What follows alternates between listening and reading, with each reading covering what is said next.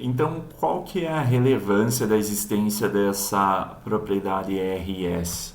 É que, na verdade, a, quando você tem duas estruturas e as imagens delas não são superponíveis, ou seja, você tem dois isômeros, você tem um probleminha que o teu corpo, isso aqui para citar um deles, né? O teu corpo ele não consegue distinguir quem é quem, né? Aliás, ele consegue distinguir muito bem um e não os dois. Então existe um grande problema de você ter dois enantiômeros interagindo com as suas proteínas. É a primeira vez que isso aconteceu, ou que isso foi observado, não foi há muito tempo. Deixa eu voltar aqui, parar de... não foi há muito tempo. Emil Fischer, que foi um químico muito importante aí do século passado, retrasado na verdade, entre aí 1800 e 1900, né, no século XIX, o Emil Fischer ele tinha visto que algumas moléculas, quando cristalizadas, formavam cristais orientados de maneira distinta.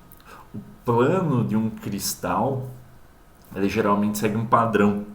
Ele vai se replicando quando tem um cristal aí qualquer.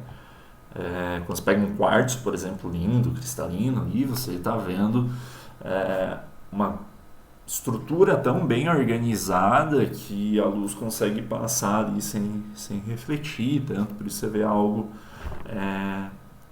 translúcido, né? Ou até transparente. Isso se deve à organização da estrutura, da formação do cristal. O Emil Fischer ele percebeu que uns tartaratos, que é uma classe de substância, aí, um tipo de derivado do ácido cítrico, ele não apresentava um único padrão, mas dois tipos de padrões de formação de cristal. Levou aí quase um século depois até que a indústria química também percebesse que existia diferenças entre, por exemplo, se eu pegar aqui essas substâncias que eu comentei anteriormente, né?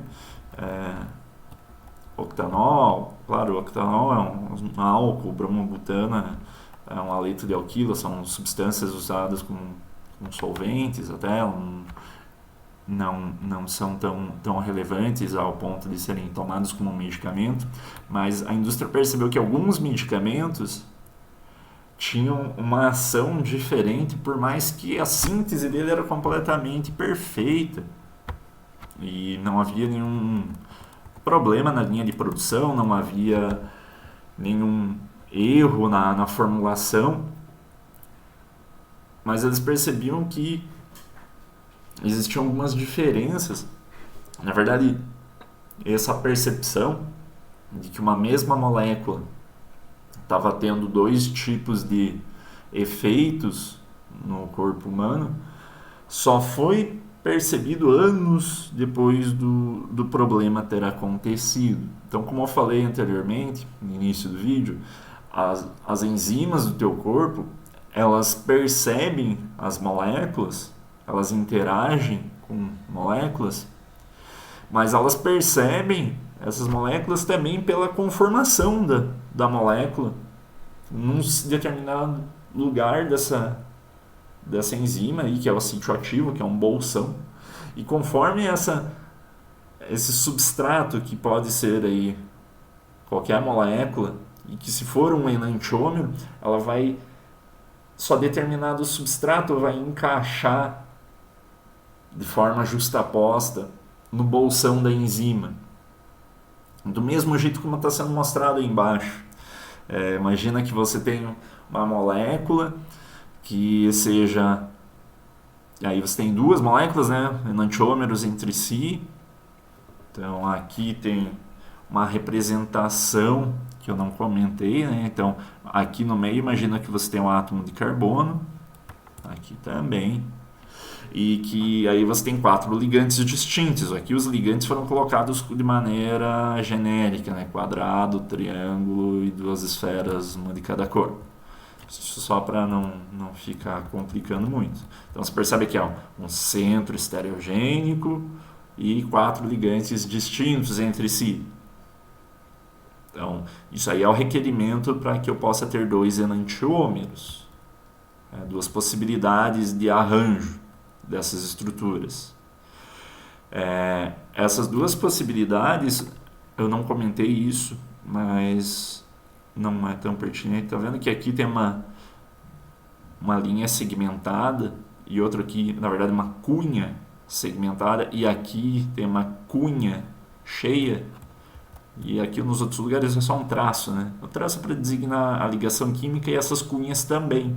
Só que isso é só para dar noção de que a cunha fechada, ela está projetando, é uma forma de representar em 2 dimensões que aquele triângulo aqui, ele está projetado está projetado para fora do plano do papel.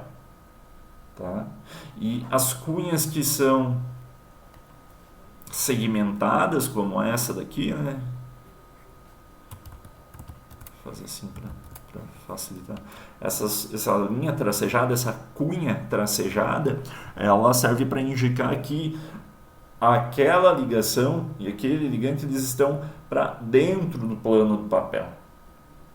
Então, só para dar uma noção de tridimensionalidade. E é o que os livros trazem, né? Por causa que, obviamente, eles não têm isso daqui, né? Eles não conseguem, não tem como mostrar que aqui tem uma ligação que está para dentro do plano do papel, outra ali está para fora, outras estão no plano. Então, devido a essa dificuldade de representar tridimensionalmente isso daqui, né? É necessário fazer o uso aí dessas formas de representação, tá? Mas é só um adendo que eu queria fazer aqui. O que a gente está falando esses 2 enantiômeros, como eles têm uma organização distinta ao redor de um centro estereogênico, as nossas enzimas não vão perceber eles do mesmo jeito. Olha que coisa curiosa, né? Olha que coisa estranha. É mais ou menos como você imaginar o que aconteceria se você colocasse a chave da sua porta, a chave numa fechadura de um jeito invertido. Por mais que a chave seja certa, se você tentar inserir ela de um modo invertido, nem entra muitas vezes.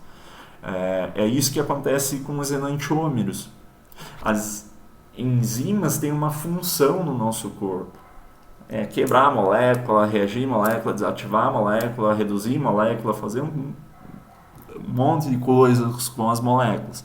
Isso possibilita que a gente ganhe energia, com que a gente elimine água, neutralize o meio interior da célula, ou exterior, arrume o balanço iônico, gere energia, faça qualquer coisa. Ou seja, tudo está fazendo esse sentido aqui, uma contração muscular, é só devido a cálcio ATPase, umas enzimas que fazem justamente um gate entre a parte externa do tecido muscular e a parte interna, e aí ela usa do íons cálcio e usam ATP, quebram ATP em ADP e usam para isso um cálcio 2+, um íon cálcio, e aí acontece um intrincado esquema de reações químicas e de movimentos dessas enzimas, que são biomacromoléculas, e que possibilitam que a gente consiga fazer uma contração muscular, um movimento muscular de abrir e fechar a tua mão. Então, quando você está fazendo isso, bem, eu fico pensando, nossa, quanta enzima não está tendo que trabalhar e fazendo uma situação, fazendo um monte de trabalho, um monte de reações químicas ao mesmo tempo só para produzir movimento. É muito louco isso, é muito interessante. E aí, se essas enzimas do teu corpo estão recebendo, como se essas enzimas fossem uma fechadura, e elas recebem a chave correta, porém de maneira invertida, elas não conseguem exercer a função. Então, se era para oxidar, era para reduzir, era para dehidrogenar, era para catalisar, era para fazer qualquer coisa, elas não conseguem fazer aquilo que elas estão ali para fazer. E isso resulta num problemão. Você pode matar uma pessoa se você inibir as enzimas dela. É isso que acontece.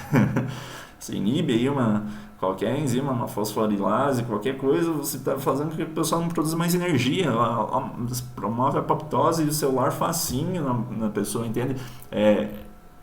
Você, pelo simples fato de inserir, por mais que a molécula seja correta, se você inserir ela e ela estiver numa conformação que a enzima não está acostumada ou não consegue aceitar, ela deixa de exercer sua função.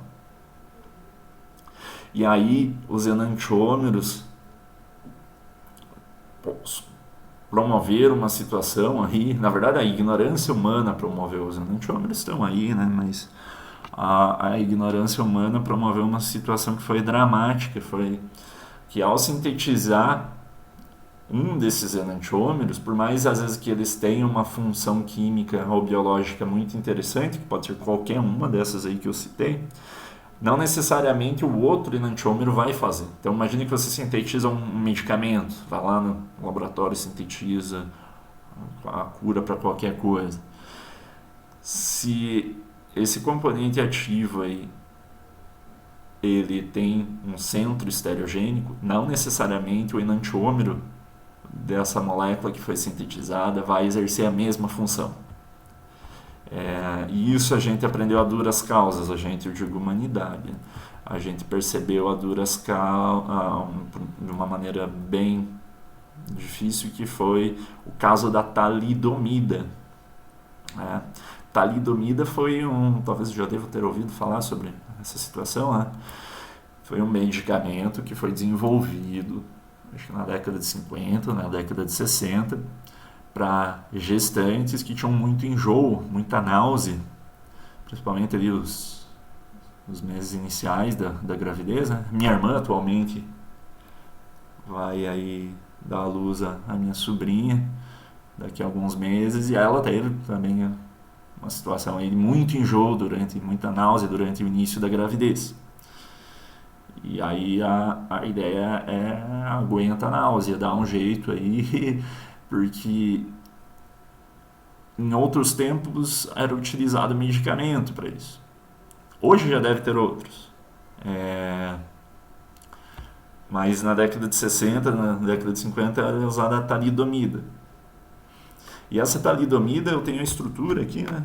Desenhei aqui o S-talidomida e o R-talidomida. Notem, agora você já está entendendo, né? Então, um composto vai diferir do outro, por causa que usa a letra S e o outro R.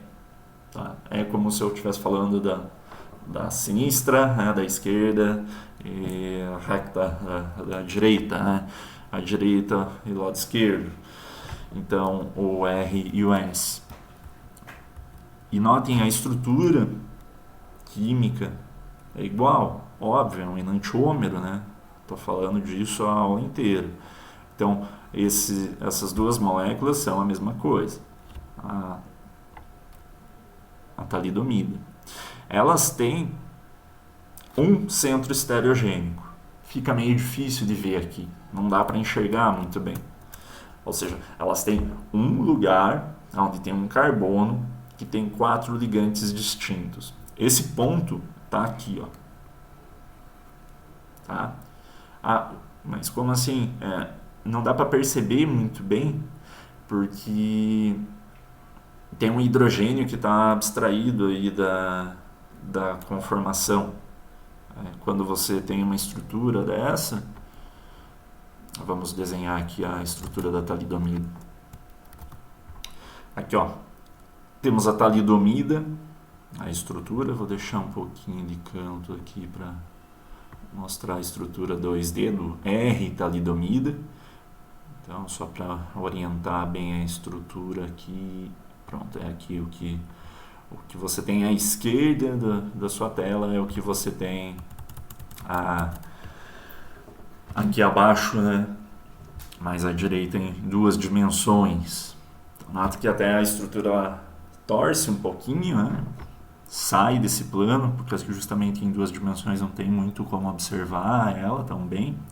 E aí tem todo esse anel benzênico aqui, essa naftaleno-diimida, a gente não precisa se preocupar com o que é isso, nitrogênio, que é o que está em azul aqui, ó, dupla O, o nitrogênio que está ligado ao que eu falei que era o centro estereogênico.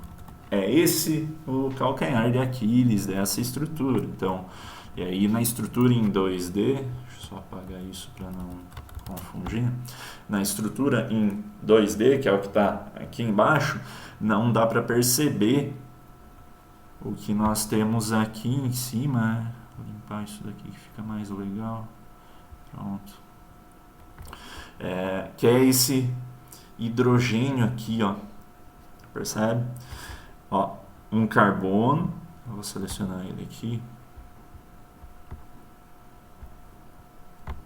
Eu não consigo aqui, mas aqui é esse que eu acabei de mexer nele, né? Então, esse carbono aqui que eu coloquei, que eu selecionei, tá com uma esfera em azul, ao lado do átomo em azul, ali ao lado do nitrogênio, ele tem os 4 ligantes, né? Por mais que essa região aqui seja toda um anel cíclico, ele não é simétrico, né? Então, esse carbono aqui, ele é um ponto de assimetria da molécula. Então, tanto essa estrutura, essa daqui é conhecida como R-talidomida. Essa estrutura aqui é bom, evita enjoo em mulheres grávidas, tem uma ação sedativa. Agora, a S-talidomida, que conseguiríamos, se a gente substituir toda essa porção aqui à direita, no hidrogênio que tenho aqui, e o hidrogênio eu coloco para lá. Aí eu teria a S-talidomida, que é a outra situação.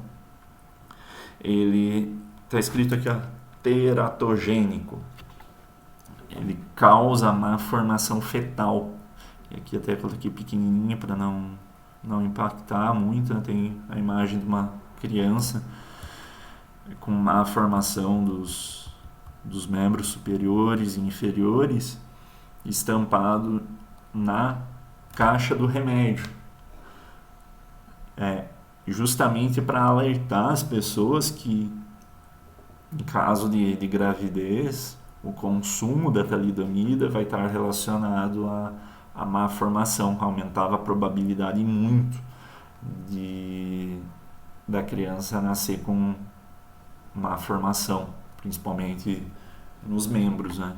Membros superiores e inferiores. Então, o que não é nada interessante, né? Você não quer um remédio que mate a próxima geração, não é essa a função. Mas sim, você quer um remédio que faça que você não tenha náusea, né? Que te dê sono, se for essa a ideia, né, do remédio. E um deles em relação ao outro, uma molécula em relação a outra difere somente quanto à isomeria, quanto a essa propriedade dos átomos estarem organizados de maneira distinta. Hoje em dia, um dos maiores problemas na química é conseguir uma forma de separar esses caras. Quando você faz uma síntese, muitas das vezes o produto da tua síntese pode ser esses 2 enantiômeros. E às vezes podem estar até em proporções distintas, ou às vezes podem estar em mesmas proporções. Quimicamente, existe toda uma vertente aí de desenvolvimento, de pesquisa, para conseguir formas de sintetizar somente um dos compostos dessa mistura enantiomérica. Justamente para ter que evitar mais um processo industrial, que é o que? Fazer a separação. Que algumas vezes, como essas moléculas elas vão ter propriedades químicas muito distintas, mas como elas têm o mesmo peso molecular e como elas têm o mesmo volume, elas são muito similares, elas vão ter pontos de fusão e solubilidades muito próximos uma das outras. E aí a dificuldade de fazer uma separação, por exemplo, por destilação é muito difícil, porque as duas moléculas são muito parecidas. Em suma, existem algumas técnicas, mas elas encarecem o processo de fabricação de um medicamento. Então, desenvolver uma forma que eu só consiga um enantiômero em relação ao outro é uma área que é muito atrativa na química, justamente por esse tipo de situação aí que eu acabei de relatar. Muitas das vezes, somente um enantiômero, um desses do par enantiômero serve para desempenhar uma função biológica, o outro não. Isso, claro, é preciso avaliar caso a caso. Existem medicamentos aí que, principalmente os que são mais baratos, são geralmente medicamentos que a síntese não é muito complicada, que a matéria-prima não é muito refinada, não é um material muito caro, mas que também não precisa passar por um processo de separação dos enantiômeros, quando tenha. Existem alguns medicamentos que a gente toma que são misturas de enantiômeros, porque foi analisado que para determinada molécula a diferença entre o R e o S biologicamente não é tão grande. E aí é uma coisa muito característica e é necessário avaliar caso a caso. Mas na grande maioria existe uma diferença de função biológica muito grande. E isso é muito perigoso quando não é levado em conta na questão, aí, principalmente a questão farmacêutica, né? Quando não é levado em conta quanto possibilidade de alguém estar consumindo esse medicamento. Então, saber com qual enantiômero a determinada atividade biológica é maximizada é algo muito importante. E antes de conseguir fazer essa separação, é necessário pelo menos ter uma noção de como separar, né? Como distinguir uma molécula da outra. Como é que é feita essa distinção? Olhando para a mão é fácil olhar a mão direita e a mão esquerda. E para uma molécula, lembra lá que eu também comentei, né? Existem mais de uma possibilidade que vai levar à mesma estrutura. Então, como que eu faço para uma molécula para eu conseguir conhecer qual dessas misturas é qual? A gente já sabe que existem. Aliás, qual dos enantiômeros é qual, né? Como que eu posso nomear um deles em relação ao outro? Então, eu já comentei aí que existem dois nomes, o R e o S. Tá? Então, aqui eu tenho as duas estruturas de uma molécula qualquer aqui, o bromobutano. Vamos voltar para ela, que é uma molécula simples. E aqui eu coloquei em evidência o carbono, o centro estereogênico dela, para evidenciar aqui, né, e caracterizar muito bem como que é a conformação de um enantiômero em relação ao outro. Então note que tem um carbono bem no centro da estrutura e que aí estão elencados os substituintes de uma maneira diversa, de um em relação ao outro. Como que eu sei quem que é, ou como que eu vou estabelecer que esse daqui é diferente daquele? Então, existe umas regrinhas, uma nomenclatura, um apêndice aí na nomenclatura, que é a regra de Canning-Gold-Prelog. Ele estabelece, e aí eu preciso agora ter visão tridimensional, tá? É necessário que você tenha, de alguma forma, acesso a algum modelinho, ou você pode baixar o Avogadro, que é esse programa que eu uso aqui, né, para visualizar moléculas, se bem que daí você tem uma perca de tempo para ter que aprender a mexer no programa em si, mas pelo menos ele te dá uma noção tridimensional um pouco melhor do que ficar imaginando ou desenhando no dedo.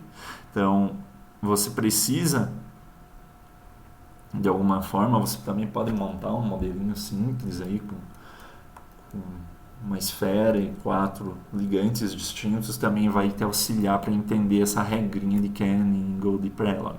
A regra é bem simples.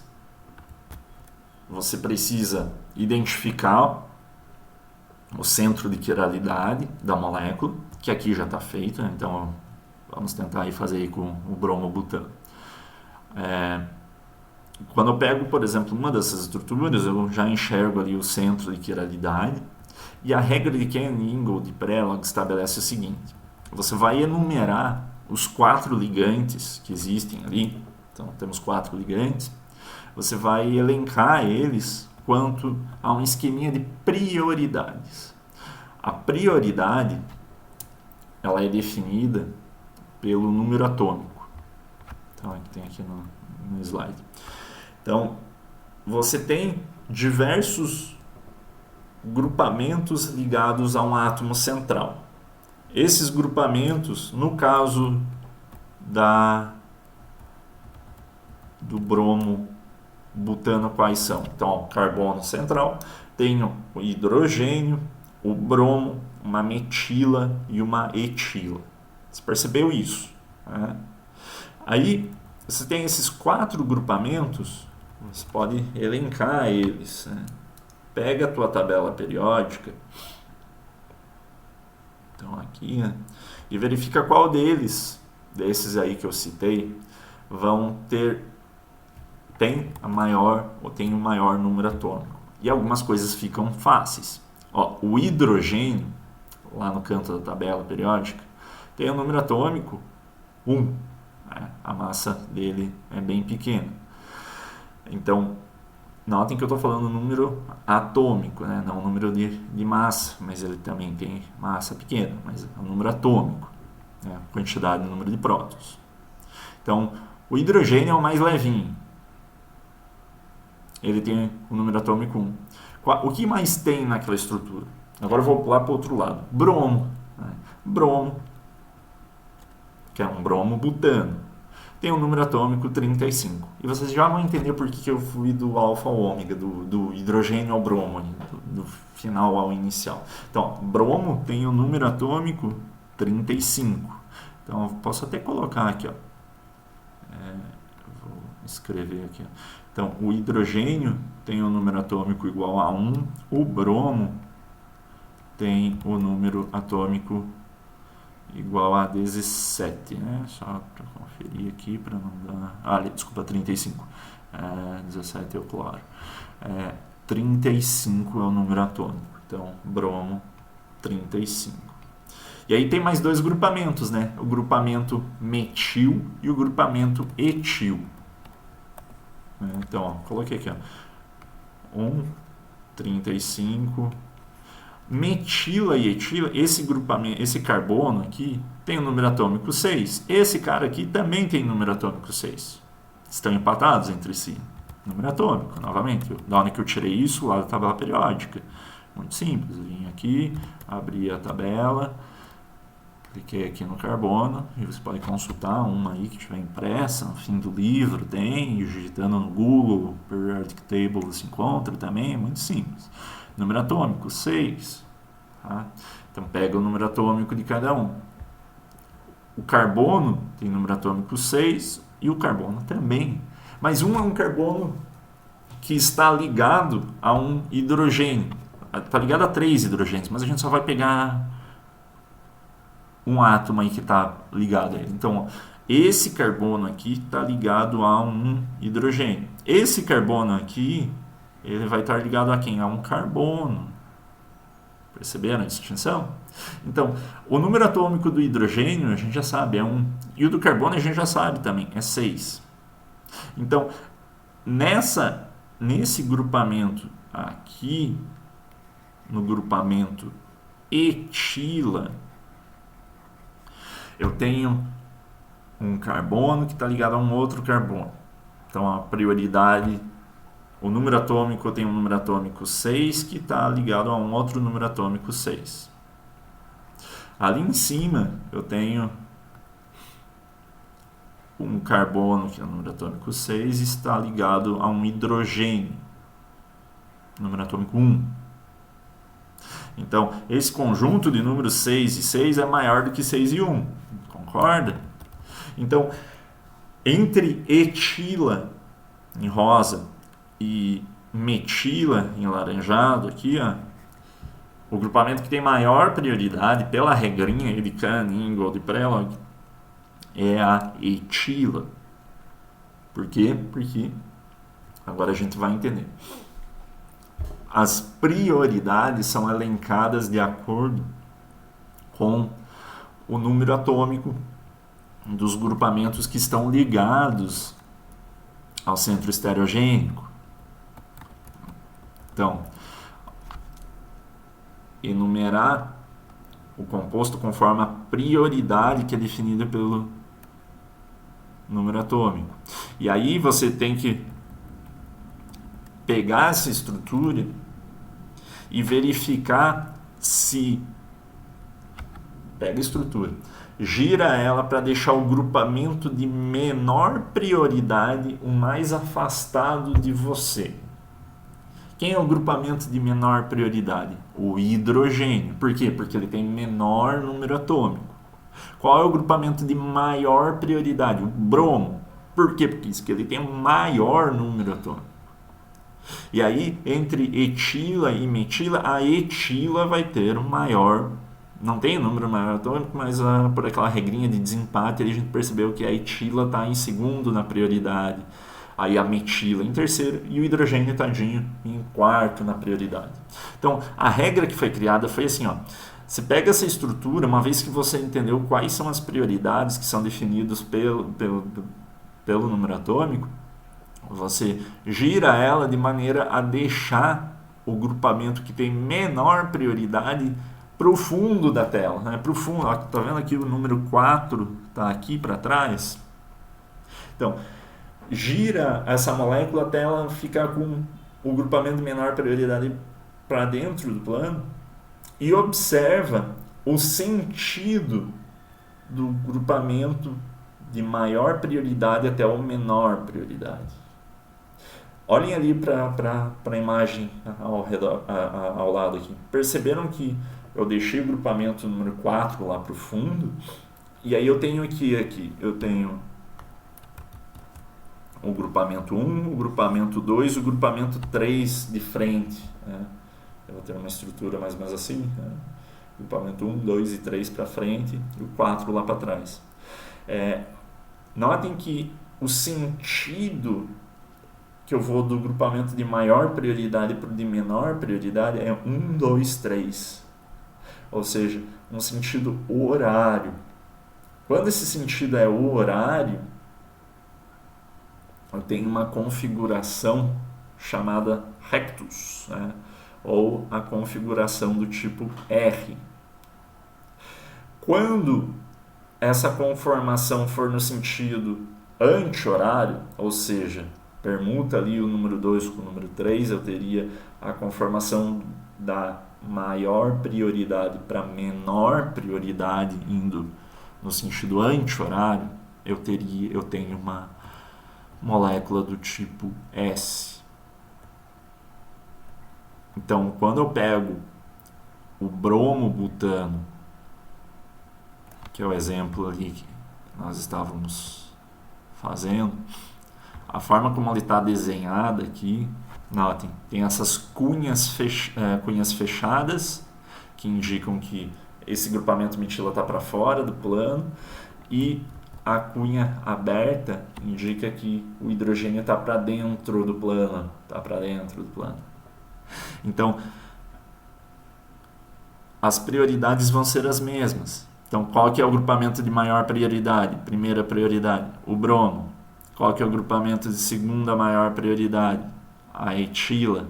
Qual que é o grupamento de terceira maior prioridade? A metila. Último, não vou colocar aqui para não atrapalhar a visão, o hidrogênio que está lá para trás. Vou até apagar aqui, ó, ele. Eu deixo ele lá para trás porque agora eu só olho aqui para esse sentido. Estão vendo que pegando do centro estereogênico e fazendo esse sentido 1, 2, 3, eu tenho um sentido horário ou anti-horário aqui? Tem um sentido anti-horário, né? Um sentido que vai contra os ponteiros do relógio. Né? E se você não consegue olhar as horas no relógio analógico, temos um grande problema. Mas, sem sacanagem agora, o sentido é anti-horário. Então, essa estrutura do jeito que eu estou desenhando ali... Ah, mas você não deixou o grupamento de menor prioridade para dentro? Ele já estava ali. Por quê? Por causa que é aquele hidrogênio que eu apaguei, que já estava com a cunha aberta, que indica que ele está para trás do plano. Então, por isso que fica mais fácil de conseguir visualizar isso do jeito que foi desenhado, mas nem sempre vai ser assim. Então, o sentido como o grupamento, como que eu tenho dispostos esses grupamentos ligados ao centro estereogênico é anti-horário quanto a essas prioridades. Então, a forma como eu tenho a estrutura da esquerda é um sentido anti-horário, então essa molécula aqui é o S-bromobutano. Se você olhar para... Eu vou me colocar aqui na frente, porque você não olha para isso agora.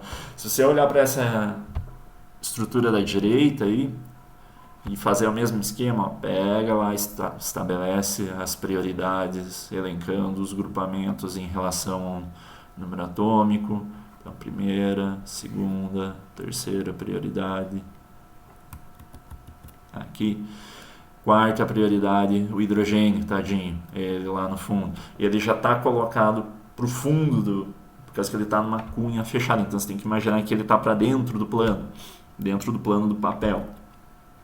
Então, agora eu vou apagar ele para facilitar as coisas aqui. Pronto, tudo apagadinho. Olha o sentido 1, 2, 3. O que você tem? O primeiro para o segundo e para o terceiro. No sentido horário. Então, essa molécula, do jeito que está desenhado ali, é o R-bromobutano. Perfeito? Então, a regra ela é clara, né? Ela é simples. Quando eu tenho uma estrutura desenhada, conforme a prioridade dos grupamentos, eu consigo saber qual é a conformação que eu tenho, se é um enantiômero R ou um enantiômero S. Vamos ver se a gente tem mais um exemplinho aqui. Ó. Então, R e S. Aqui nos slides continua a atribuição, a ideia toda que eu já acabei de explicar. Então, S-bromobutano, R, 2-bromobutano. E o mesmo pode ser feito aqui para outras situações. Então, eu acho que por hoje já tem um conteúdo que está adequado. Próxima aula a gente vai ver essa projeção de Fischer, em homenagem a Emil Fischer, o cara que pela primeira vez sacou ali que tinha pela síntese de um tartarato ali de sódio, tartarato de potássio, ele percebeu que existiam diferentes formas de orientação dos planos do cristal. E aí ele que também já envisionou essa ideia de estereoisomeria, nós vamos ver que existe uma projeção específica para esses compostos e justamente para facilitar um pouquinho as coisas, para facilitar o desenho em 2 dimensões e também para facilitar a representação dessas estruturas. Em suma, eu vou deixar uns exercícios aqui e quando eu vou colocar os slides, vocês podem